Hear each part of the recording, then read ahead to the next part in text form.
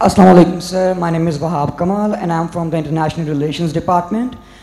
Sir, my question would be کہ آپ نے بات کی ہے کہ اسمالر پروونسز میں پاکستان کو ڈیوائڈ کر دیا جائے. تو میں ایک فیکٹ ایڈ کرنا چاہوں گا کہ ہمارے پاس 2.6 ملین ایسے کیسز ہیں جو کہ انریزالوڈ ہیں ابھی تک, اور جو کہ ہمارا ٹائم رہتا ہے ایک لا سوٹ کے لیے وہ اراؤنڈ 3 to 10 years ریوالو کرتا ہے.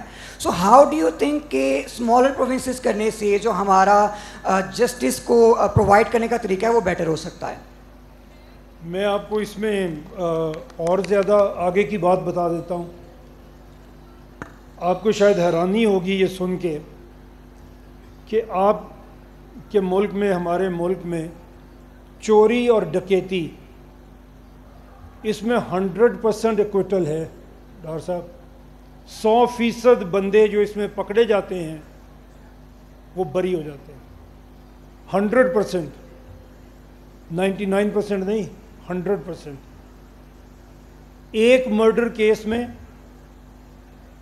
16 سے 18 سال لگتے ہیں اس کو فائنلی ڈیسائیڈ ہونے میں, اور اتنی دیر میں دونوں فریق, قاتل بھی مقتول بھی, برباد ہو جاتے ہیں, تباہ ہو جاتے ہیں. سول لٹیگیشن تو نسلوں تک چلتی ہے, آپ کو بھی پتہ ہے اس بات کا. کس طرح ٹھیک ہو جائیں گے؟ اگر آپ کے 33 پروونسز ہوں گے تو آپ کے 33 ہائی کورٹس ہوں گے, اور اگر آپ کی ایفیشینٹ